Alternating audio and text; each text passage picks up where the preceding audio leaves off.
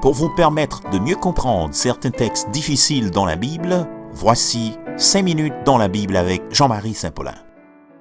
Salut tout le monde, je dis à me réfléchir sur 1 Corinthiens 11, versets 27 à 34. Que signifie manger indignement le corps du Seigneur? C'est pourquoi celui qui mange ce pain ou boit la coupe du Seigneur indignement sera coupable envers le corps et le sang du Seigneur. Que chacun donc s'examine lui-même, et qu'ainsi il mange du pain et boive de la coupe, car celui qui mange et boit indignement, sans discerner le corps du Seigneur, mange et boit un jugement contre lui-même. C'est pour cela qu'il y a parmi vous beaucoup d'infirmes et de malades, et que plusieurs sont morts. Si nous nous examinons nous-mêmes, nous ne serions pas jugés. Mais quand nous sommes jugés, c'est le Seigneur qui nous corrige afin que nous ne soyons pas condamnés avec le monde. Ainsi, mes frères et sœurs, lorsque vous vous réunissez pour le repas, attendez-vous les uns les autres. Si quelqu'un a faim, qu'il mange chez lui, afin que vous ne vous réunissiez pas pour attirer un jugement sur vous. Amen. D'entrée de jeu, manger indignement n'a pas rapport avec une vie de péché, car vivre loin du péché n'est pas une exigence cérémonielle, mais son exigence de la vie chrétienne. Mais espérons noter ça.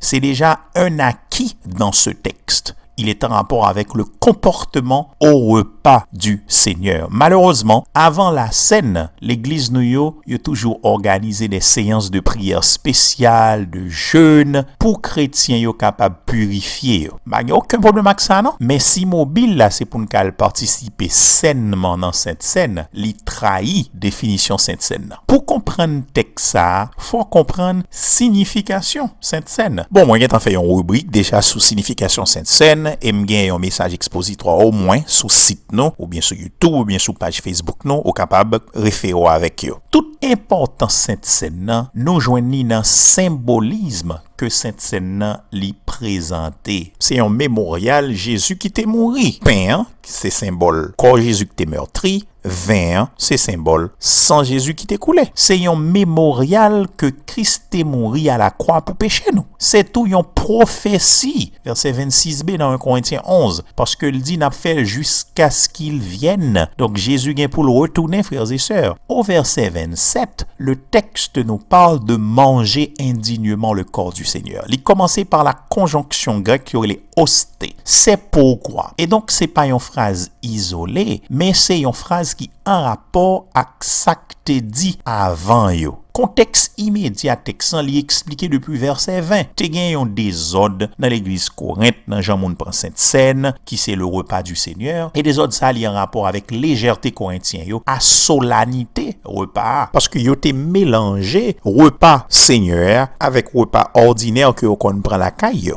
Bon, me rappelez l'autre fois, ça que fait le pas ordinaire, non? C'est symbolisme li présenté à oui. Et parce que pain en tourne corps Jésus, du vin en tourne sang Jésus, non? L'important pour me rappeler ça. Ainsi, suite verset A dit nous, envers qui ça la coupable là? Envers le corps et le sang du Seigneur, parce que c'est de ça qu'il s'agit. Verset 28. Que chacun donc s'examine lui-même et qu'ainsi il mange du pain et boive de la coupe. Examination l'y fait en rapport avec corps et sang Christ. Et donc, la mort de Christ, que d'ailleurs, Sainte Seine l'y symbolisait. Verset 30, Kounia, lit son explication de verset 28 qui dit non, celui qui mange et boit indignement sans discerner le corps du Seigneur, mange et boit un jugement contre lui-même. Donc, verset 30, lit nos conséquences de ce manque d'examination. Comment examiner tout? Ou dit tout, c'est du vin m'bral boire là, m'bral manger pain ou bien m'bral font bagaille spécial. C'est un coup le baptême, frères et sœurs. Tout en a ben dans de l'eau, tout en a ben dans la mer, mais l'un a baptisé, li pas juste ben dans de l'eau. Qui s'arrive lorsque nous pas discerner corps Seigneur, sang Seigneur, et donc lorsque nous prenons indignement le repas du Seigneur. C'est pour cela qu'il y a parmi vous beaucoup d'infirmes et de malades et que plusieurs sont morts. Bref, bon conclut analyse texte là avec verset 34 là. Paul dit, si quelqu'un a faim, qu'il mange chez lui, afin que vous ne vous réunissiez pas pour attirer un jugement sur vous. C'est dommage que nous réduisons la vie chrétienne à la vie cérémonielle. C'est ça que fait nous vîmes plutôt des légalistes. Au lieu pour nous, c'est des enfants obéissants à la parole de Dieu. C'est toute implication ça, oui. Donc, lorsque nous prenons cette scène, nous devons rappeler que Jésus-Christ, il était mort